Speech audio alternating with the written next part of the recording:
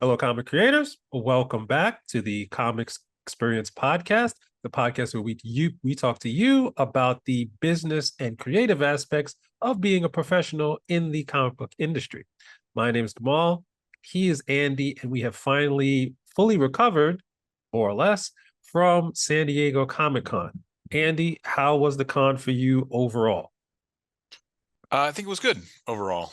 Had a lot of meetings, saw a lot of some meetings were set up beforehand, some that happened just kind of as I ran into folks. Pretty positive overall. And the con itself seemed to be kind of, I would say, about fully recovered from COVID. I mean, the crowds were big and people were having fun. There were still a lot of masks, which is good, I think, because there's still a lot of stuff spreading. So all in all, I thought it went well. I did see a lot of comic creators. Fortunately, I have tested negative since coming back, but I did see a lot of comic creators saying that they have tested positively since, but I haven't seen anybody getting too sick, which is good. Yes, I actually. It's funny that you say the con itself is recovered from COVID because it seems like everybody came back from the con with COVID. Uh, Yeah. um, but as you said, a lot of people they tested positive, but it's not the kind of grand. It's not the kind of thing that's going to knock out the industry because people will recover, and it's kind of an endemic thing that's going to keep happening. So we probably should all be wearing masks, but we're not going to. So that's how it's actually going to be. One of the other There's a lot of other news that came out of the convention besides, the ongoing pandemic, and people like Salkowitz over at Forbes and Comics Beat have covered a lot of the major events overall covered that publishers and creative have announced during the convention. But one of the things I wanted to focus on was things that we're doing here at Comics Experience that we also announced during San Diego.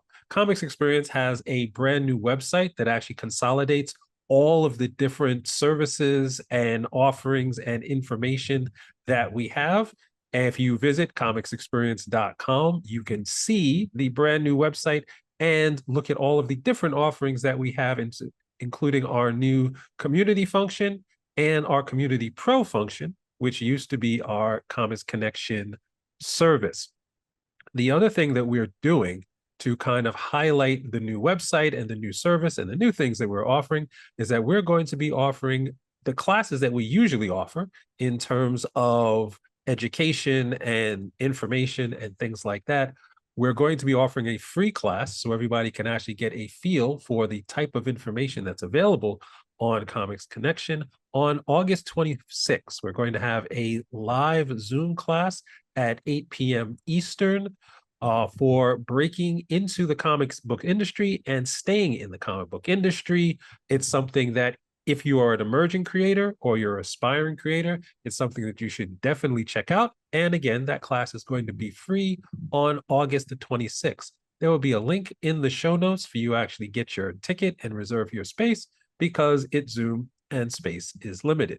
We're also, and this is the more fun part, we're going to have our first community online happy hour on August the 26th, on Wednesday, 2 days later, which is also going to be at 8 p.m. Eastern.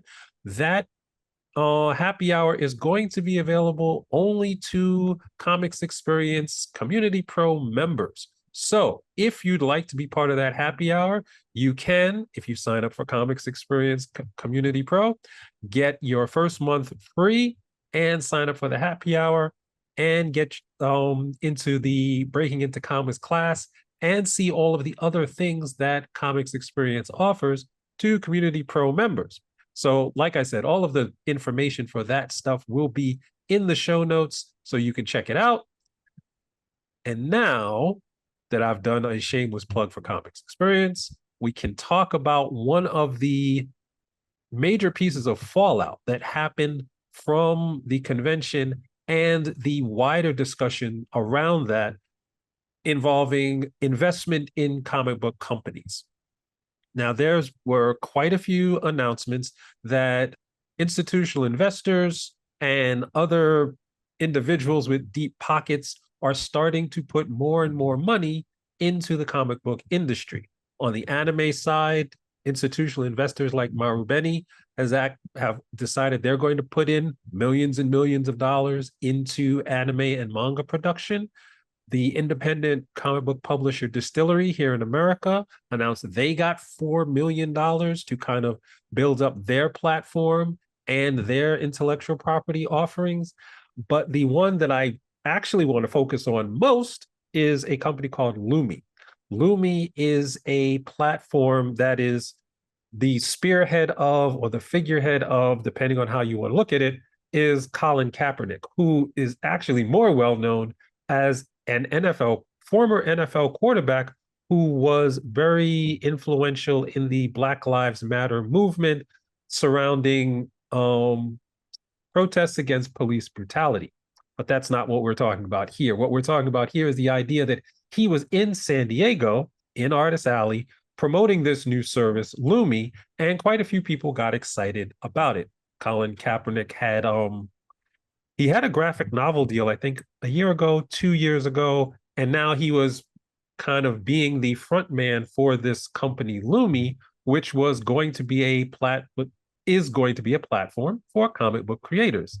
It was not revealed until after San Diego, when the press release came out, that artificial intelligence is going to be a major component of Lumi. The idea being that Lumi is going to give people who have good stories being subjective, obviously, the tools that they need to actually create the comics they want to create without actually having the artistic or creative skill to create it, because they're just going to be using AI. Now, when the comic book community found out that Lumi is just basically an AI platform for comic book creators, they were not amused. Let's just put it mildly. So, the question I want to actually discuss with you, Andy, because now I've been talking for like 40 minutes and you haven't had to say a word, is if the comic book industry and comic book creators are constantly looking for ways to make money, and they're constantly looking for investment, and they're constantly looking for cash so that they can continue to make comics, is there a danger that sooner or later they will start to accept investment dollars, or they will start to accept money from companies who add as a condition to this money that they want because they need to eat, that AI is going to be part of the process? Because we know that there's a significant portion of the comic book creator community, maybe a majority of the comic book creator community, that is anti-AI as part of the comic book production process. But comic book creators need to eat. And we all know that profit margins are not high. How soon is it, or is it inevitable that AI works its way into the comic book creation part of the industry because it's tied to money that the industry needs? A lot to unpack there. Start I at the think beginning. Start at the beginning. I think the first thing to clarify is that there are probably more than one reason, but the biggest reason why creators, when they found out that AI was part of Lumi, was part of the tool set, then Lumi is going to be unveiling, launching, whatever, is that the idea is, if these writers didn't have access to these art tools, that then they would need to hire artists, and so the AI tools are taking money away from creators. Mhm. So that is, I mean, that's the baseline sort of objection, and considering that artists are what the comics business run on, you can understand why there's such a backlash to that idea. So what's interesting about what you're saying is sort of, but how long is it because we need money from companies promoting AI or want to use AI in the process? to fund the publishers, how long is it before publishers essentially have to incorporate AI tools? Mhm. The other way that publishers will be incorporating and creators will be incorporating AI into comics, sometimes without even knowing it, is that AI is used on so many platforms already that when you do a Google search, there's some version of AI that is involved in a Google search or whatever. So it's already sort of seeping in on the fringes, right? Mhm. I had not thought about this from the perspective you brought up until we started discussing it 15 minutes before this podcast, and it really fascinates me because I was just sort of thinking like, well, okay, I'm a small publisher, I'm an indie publisher, and if somebody comes to me and says, we're going to give you a couple $1 million, but you need to use these AI tools, I would like to think that my answer would be something I probably shouldn't say on the podcast, but essentially take a hike, Mhm. right? But a couple $1 million is pretty convincing. I mean, there's like, you'd have to consider it, I would think. um and the way that I would look at it is this a do no harm use of AI, or is this a do harm use of AI? you know we've taken, CX has taken a stance of, we don't allow, we don't agree to any of the art or work being used to train AI. We can't prevent that if they're scraping, but we Mhm. do not agree to that use. um and we also make any creator that signs with us um sign that they have not used AI in the generation of the material. So our stance is firm against Right. it. um and I think in my case, I think I'd rather shut my doors than depend on getting seed money or whatever from a company that would force me to use AI. Mhm. I think that's where I land, but I'm an unusual human. I am told often. Well, there's keep in mind when we're talking about AI investment or AI money seeping into comics, it is still under the broader context of it being unclear from a legal standpoint what the intellectual property implications of using AI is in the first place. The Copyright Office says that comic books created using AI, the images and to a certain extent the text cannot be copywritten, which means if you don't have the copyright, you can't license it, you can't make money off of it.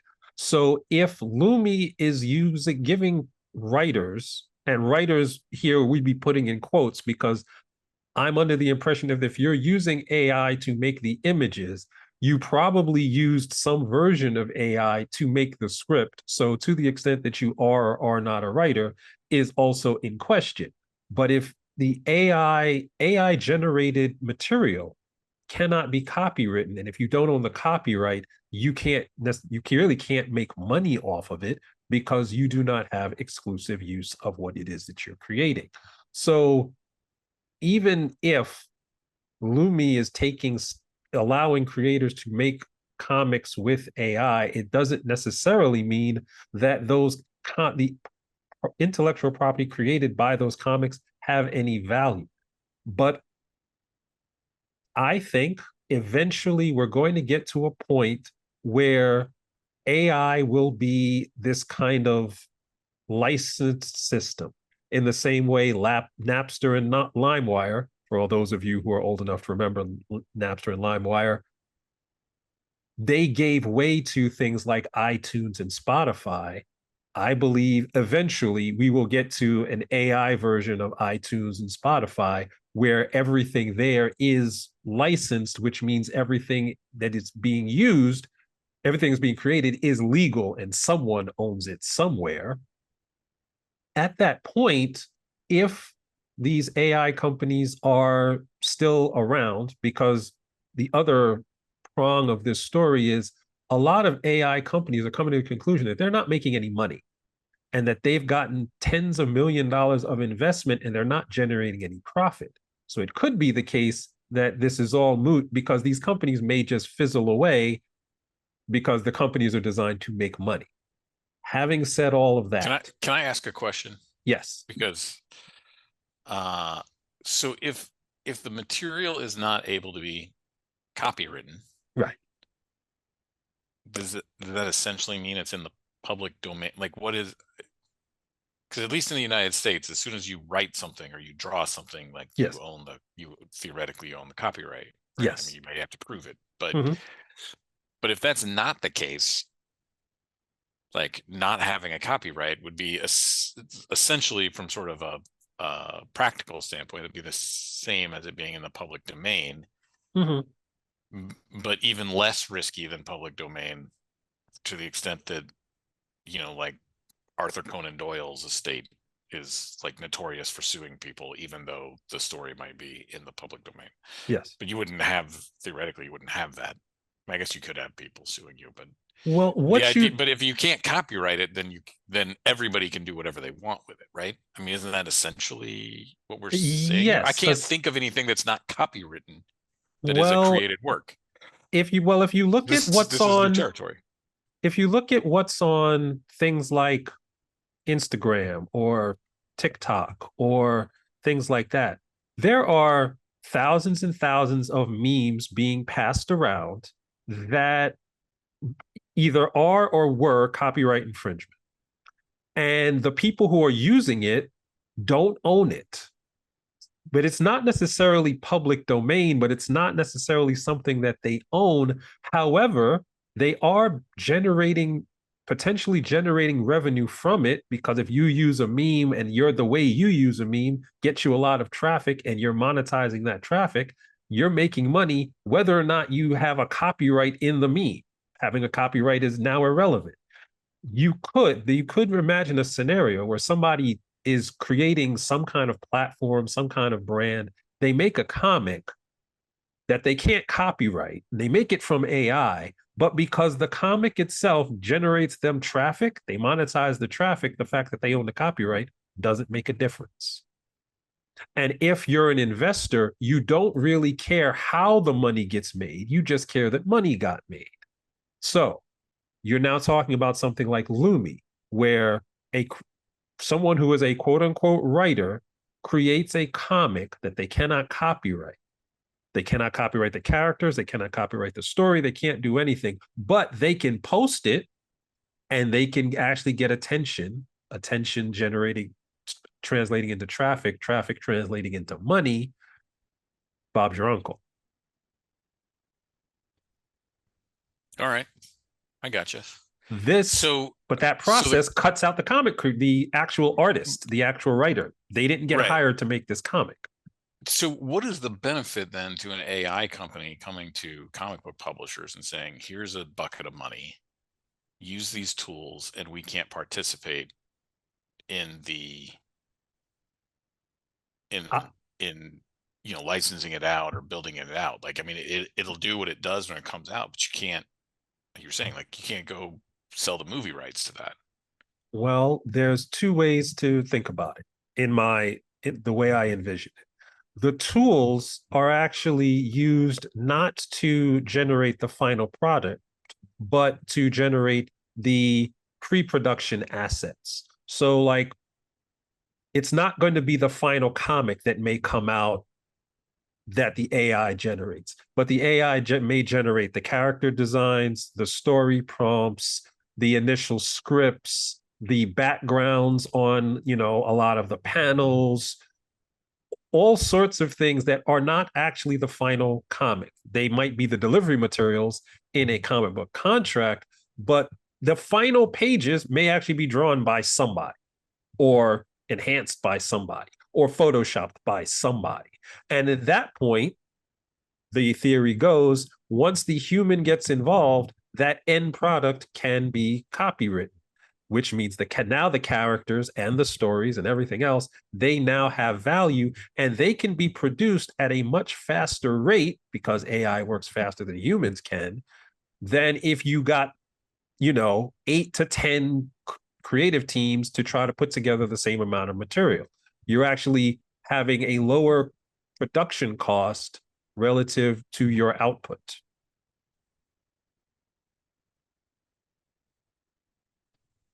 That's okay. I can see that. It sounds terrible. I mean, it sounds, well, it just, I don't know. I mean, I just have a hard time right now, having seen what AI has done in the comics space. Mhm. Um, I haven't seen anything good Right. yet. Again, subjective, but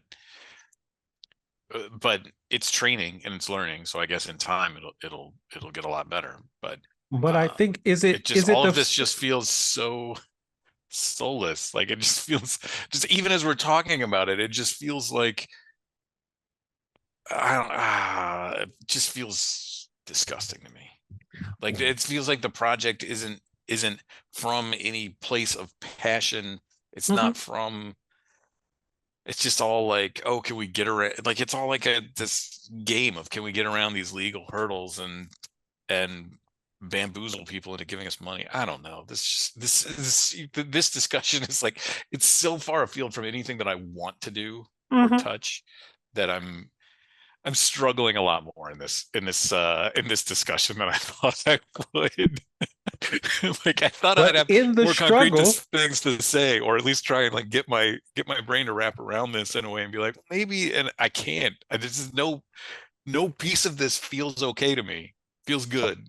well, then lean into that piece. Lean into the idea that this, if we, what we're doing is we are creating narrative art, then by definition, this is not art. And that may be the answer to how are you going to deal with, if you're an emerging publisher, if you're an aspiring creator, and you want, you're actually thinking, okay, what if somebody, and it's a thought experiment, what if someone came to you and said, you have an idea for a comic? It's going to cost you $10,000 to get the final pages for this comic if you do it the traditional way. Even if you hire artists from Indonesia, even if you hire colorists from, like, India or something to lower the page rate, it's still going to cost you around 10 G's. Or it will cost you two, because you're going to license these tools, you're going to create the thing, you're going to put out the comic. As a comic creator or as a comic book publisher, what do you do? And if the answer is, well, I can't, it is antithetical to the nature of what it is that I'm doing to use the tool, well, then that's the answer. And you have to, but then you have to accept that you are in a more artisanal process. You are actually sacrificing profit for the art. And there's nothing Okay. wrong with that. Right. If, But what you point out is that's the bigger problem, right? Is that once these tools get to be pretty good, at mhm, least pretty good, yes, right? And then it becomes an economic business model issue, right? Like if my business model is I can give you good work for mhm, $10,000, or you can get okay work for two.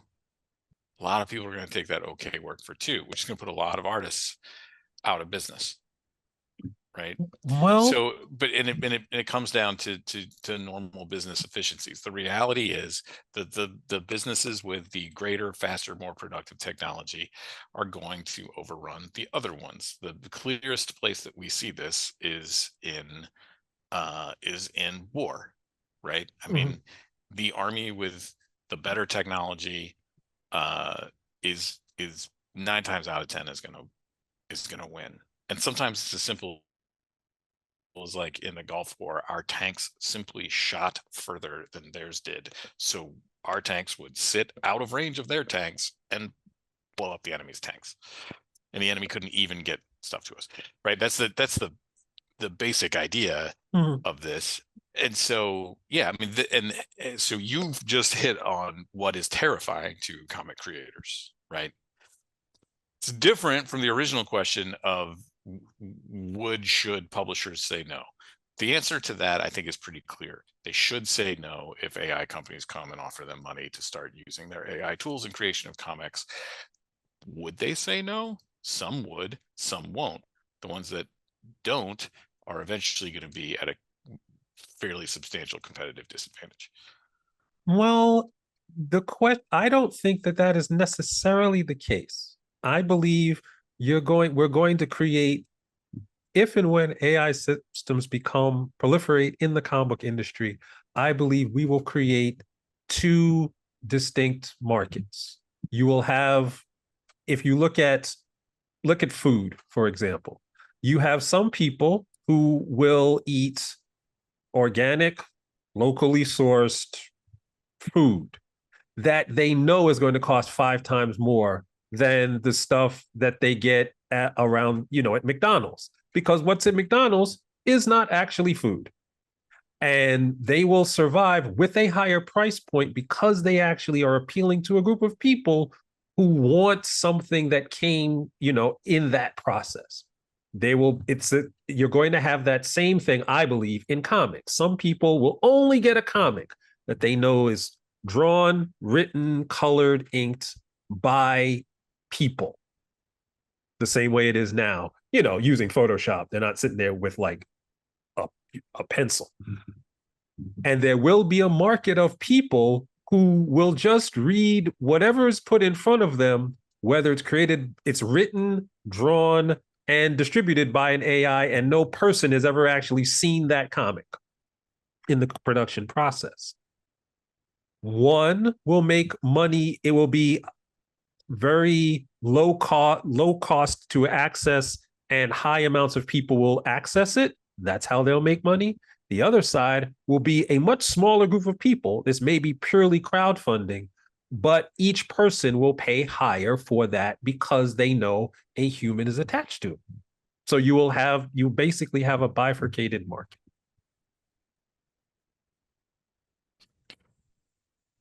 Yeah, I think there will be some of that, but I think, to your point, like it'll be, I think you used the term artisanal before, right? Which almost by definition means smaller. So the comics may sell well, but there will be a lot fewer of those than there Yes. are now.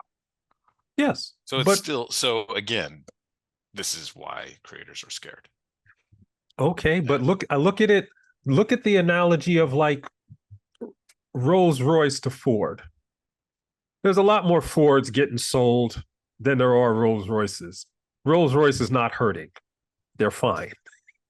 Right, but from that standpoint, though, I mean, you're talking about currently 100% of the market is done by humans, right? Or 99% of it is done by Yes. humans.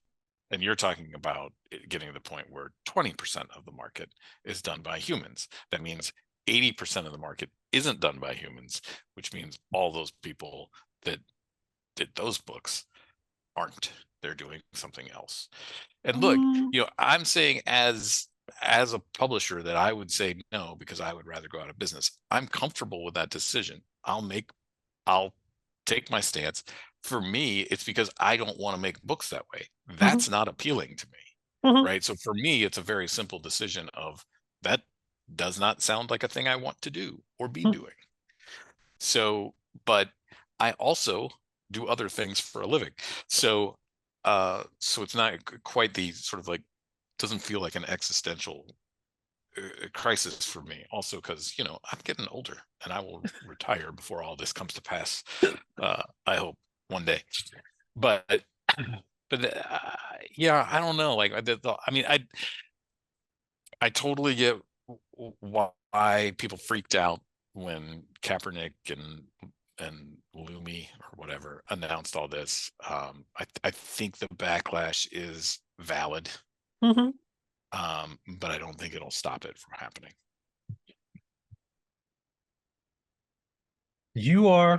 I believe you are correct. I believe if anything stops it from happening, it is the idea that the entire process will be non-economically viable.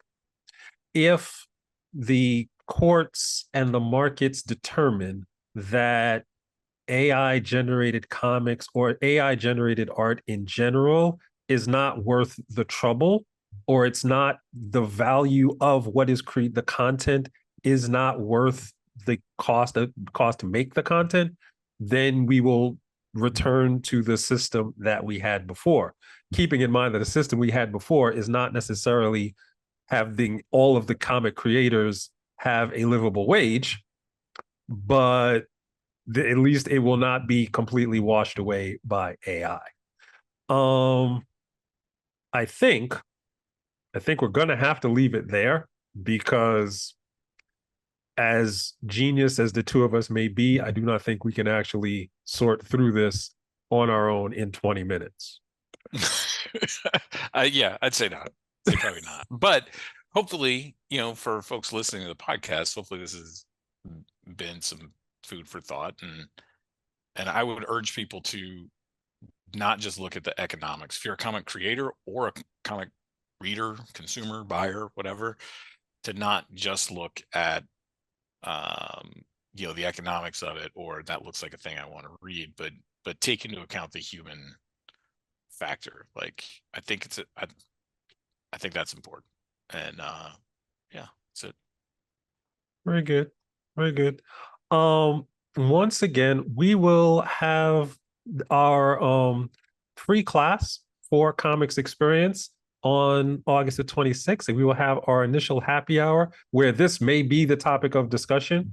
I don't know. I have no idea how that's going to shake out, but all of the information is going to be in the show notes, and we will continue this conversation at a later date. So until next time, I'm Gamal, he's Andy, and have fun with your comics.